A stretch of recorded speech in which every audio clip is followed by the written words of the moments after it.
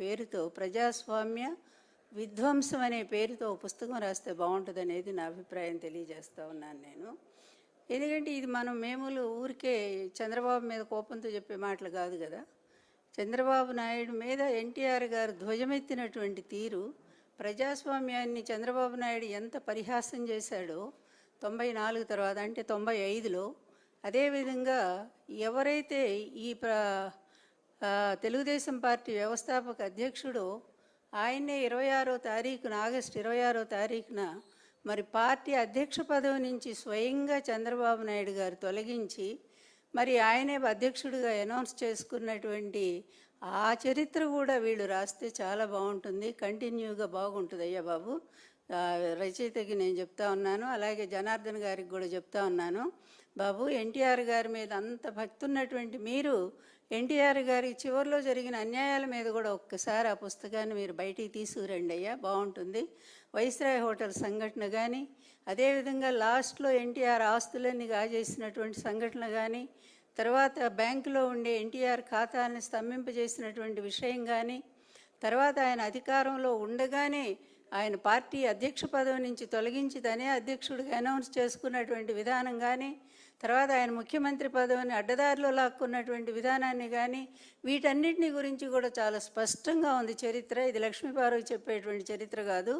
పూర్తిగా ఎన్టీఆర్ గారు వీడియోల ద్వారా, ఆడియోల ద్వారా, జామాత దశమగ్రహ క్యాసెట్ ద్వారా, అదేవిధంగా మరి ధర్మపీఠం అనేటువంటి వీడియో ద్వారా స్పష్టంగా తను అల్లుడు చేసిన దుర్మార్గాలు ఏమిటో, అతను సాగించినటువంటి ప్రజాస్వామ్య విఘాతం ఏమిటో, విధ్వంసం ఏమిటో, వీటన్నిటిని గురించి కూడా చాలా స్పష్టంగా ఎన్టీఆర్ గారు స్వయంగా చెప్పారు. మీరందరూ ఎన్టీఆర్ వీర భక్తులని చెప్పుకుంటున్నారు కదా, చివరికి సిగ్గుమాలి ఈ చంద్రబాబు నాయుడు కూడా తాను ఎన్టీఆర్ అభిమానని, ఎన్టీఆర్ గారి యొక్క ప్రజాస్వామ్య విధానాల్ని తాను పరిరక్షిస్తున్నానని, ఆయన ఆశయాలను కొనసాగిస్తున్నానని, ఆయన మహాపురుషుడని, యుగ పురుషుడని ఈ విధంగా అతను కీర్తించడం చూస్తుంటే నిజంగా చాలా సిగ్గు అనిపిస్తోంది. వినేవాళ్ళకే సిగ్గు అనిపిస్తోంది. అతనికి ఎట్లాగూ సిగ్గు లేదు. ఎందుకంటే ఇదే చంద్రబాబు నాయుడు ఎన్టీఆర్ని ఎంత తీవ్రంగా తిట్టాడండి. 94లో ఎన్టీఆర్ అతని మీద చేస్తున్న పనులన్నిటి మీద కూడా ఎన్టీఆర్ గారు తిరగబడ్డారని, నీతి లేనటువంటి వాడు ఎన్టీఆర్, అదేవిధంగా అతను ఉమనైజరు, అంతేకాదు ఎన్టీఆర్ లాంటి పనికిమాలిన నాయకుడు మాకు అక్కర్లేదు, ఎన్టీఆర్ని మేము మర్చిపోయాము అని ఇంత దారుణంగా విమర్శించినటువంటి వాడు ఎవరయ్యా? ఈ చంద్రబాబు నాయుడే కదా. ఎందుకంటే అతని నోటికి హద్దే లేదు. అతనికి 1000 నాలుకలు ఉంటే కనుక ఇష్టం వచ్చినట్టుగా అతను మాట్లాడుతూనే ఉంటాడు. అదేవిధంగా ఎన్టీఆర్ చేసిన తప్పులన్నింటినీ కూడా కొన్ని పుస్తకాల ద్వారా అతను రాయించాడు కదా. మరి వీటన్నింటి గురించి కూడా మీరు ఆ సమగ్ర చరిత్రలో రాస్తే బాగుంటుంది. అందువల్ల ఆనాడు మొత్తం నిజంగా వెంకయ్యనాయుడు గారు, ఇంద్రసేనారెడ్డి గారు, బీజేపీ నాయకులు వీళ్ళంతా కూడా ఆయనకి, ఎన్టీఆర్ గారు చాలా సపోర్ట్గా నిలబడ్డారు. దురదృష్టం వెంకయ్యనాయుడు గారు అంటే అందరికీ ఒక అభిమానం ఉంది, గౌరవం ఉంది, మంచి నాయకుడు, చాలా మంచి వక్త, అన్ని భాషలు అవలీలుగా మాట్లాడగలిగినటువంటి వాడు. అట్లాంటి ఆయన నిన్న ఎన్టీఆర్ గారిని పొగిడారు, బాగానే ఉంది. తర్వాత జగన్మోహన్ రెడ్డి గారు పరిపాలన వినాశనం అని చెప్పి ఒక్క మాట మాట్లాడారు. అది ఎంత బాధాకరం అనిపిస్తుందంటే, ఒక్కసారి వెంకయ్యనాయుడు గారు మీ సుదీర్ఘమైన రాజకీయ చరిత్రలో మరి మీకున్న అనుభవాన్ని మరి ఒక్కసారి పర్యవేక్షించుకోండి, మీరు ఒకసారి పరిశీలించుకోండి. అటువంటి నీతివంతుడైన ఎన్టీఆర్ గారికి మీరు అండగా నిలబడ్డారు, జాతి అంతా కూడా మిమ్మల్ని గౌరవించింది. కానీ అదే నీతి మాలినటువంటి ఎన్టీఆర్ గారిని అన్యాయంగా దించినటువంటి చంద్రబాబు నాయుడిని వెనకేసుకొని మీరు అతని స్నేహం చేస్తూ అతనితో చేయగలిపి, అతనితో గొంతు కలిపి మీరు ఈరోజు జగన్మోహన్ రెడ్డి గారిని విమర్శిస్తూ ఉన్నారు. ఇదే పరిపాలన మీరు ఒకనాడు పొగిడారు, మర్చిపోయారండి. ఈరోజు 17 మెడికల్ కాలేజీలు తీసుకొచ్చారు జగన్మోహన్ రెడ్డి గారు. ప్రభుత్వ మెడికల్ కాలేజు పేద ప్రజలకు అందుబాటులో వైద్య విద్యను తీసుకొస్తే వీటన్నిటిని కూడా ధ్వంసం చేస్తూ ప్రైవేట్ వాళ్ళకు అమ్ముకున్నటువంటి ఇటువంటి నీతి మాలిన వాడా మీకు ఆదర్శం? ఇటువంటి నీతి లేనటువంటి వాడా, ఇటువంటి అవినీతి పరుడా మీకు ఆదర్శం చెప్పుకోవడానికి? వెంకయ్యనాయుడు గారు దయచేసి ఆలోచించండి. మీరు ఒక చురక వేశారు నిన్న, బాగానే ఉంది అది. ఎందుకంటే ముందు పోలవరం కట్టండి, తర్వాత ఇంకొకటి ఏదో చెప్పారు, పోలవరం, అమరావతి పూర్తి చేయండి అని చెప్పారు. ఈ రెండు ఈ జన్మలో పూర్తి చేస్తాడండి చంద్రబాబు నాయుడు? మీరు ఒక్కసారి గుండె మీద చేసుకొని ఆలోచించండి వెంకయ్యనాయుడు గారు. అదేవిధంగా ఆ రోజు 95లో మీరంతా కూడా ఎన్టీఆర్ గారి పక్కన ఉన్నారండి? లేరు కదా. చంద్రబాబు నాయుడు పక్కకే వెళ్ళిపోయారు కదా. ఎందుకు వెళ్ళారండి మరి? ఆ రోజుతో 84లో అంత పరిరక్షకులైనటువంటి మీరు 94 వచ్చేసరికి ఎందుకు మీరు లేకుండా వెళ్ళిపోయారండి? 54 వచ్చేసరికి ఎందుకు మీరు లేకుండా వెళ్ళిపోయారండి? అక్కడ వాస్తవం ఏం జరిగింది అనేది ఒక్కసారైనా ఆలోచించారా అండి?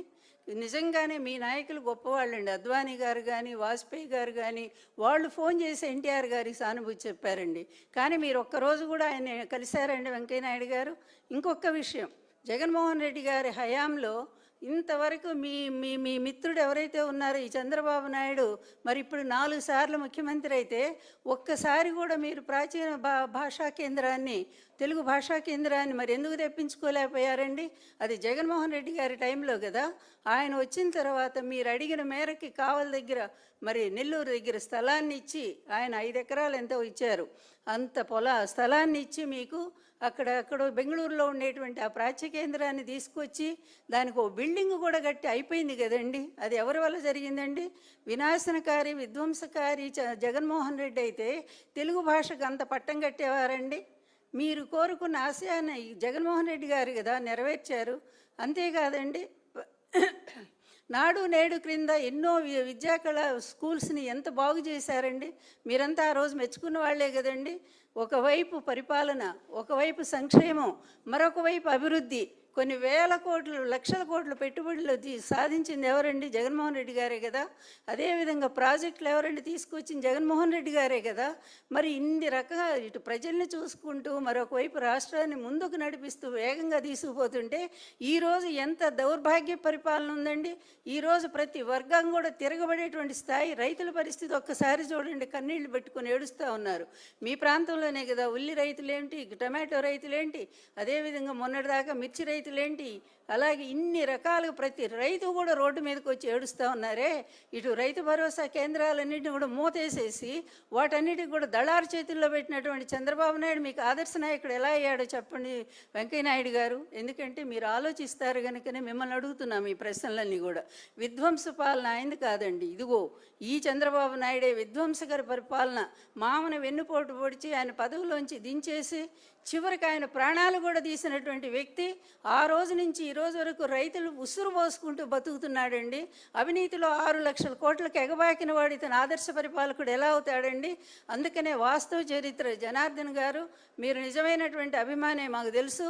అందువల్ల ఎన్టీఆర్ గారు నిజమైన అభిమానిగా మీరు దయచేసి వాస్తవ చరిత్ర అంతా, ఎన్టీఆర్ గారు లాస్ట్లో ఏం మాట్లాడారో ఆ విధంగా ఆయన వీడియోల్లో, ఆడియోల్లో చెప్పిందంతా కూడా మీరు మరో పుస్తకం రాయించి రిలీజ్ చేయించండి. నన్ను కూడా పిలవండి, చక్కగా ఓపెనింగ్ నేను కూడా వస్తాను.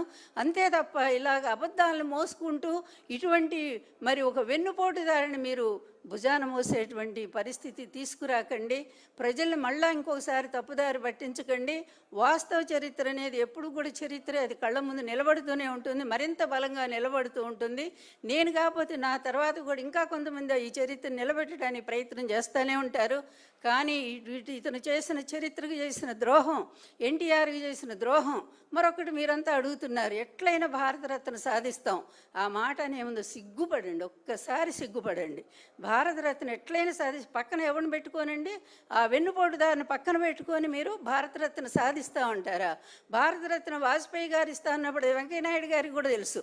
భారతరత్న ఇస్తానన్నప్పుడు ఎవరండి అడ్డుపడింది? ఇదే చంద్రబాబు నాయుడు అడ్డుపడ్డాడు. అదేవిధంగా మరి దేవగౌడ ఇస్తానన్నప్పుడు ఇదే చంద్రబాబు నాయుడు అడ్డుపడ్డాడు, ఈ కుటుంబం అడ్డుపడింది. ఈ విధంగా ప్రతి ప్రధాని కూడా ఆఖరికి మోడీతో సహా ఎన్టీఆర్ గారికి భారతరత్న ఇవ్వడానికి సిద్ధపడితే ఈ కుటుంబం ఆయనకి రానియకుండా అడ్డుపడుతూ సిగ్గు లేకుండా మళ్ళా రోడ్డు మీద అందరి కోసం మాట్లాడతారండి. భారతరత్న ఎట్లయినా సాధిస్తాం. ఎంత దారుణం అంటే ఇటువంటి అబద్ధాలను వినటానికి ప్రజలు ఎవరు కూడా సిద్ధంగా లేరు.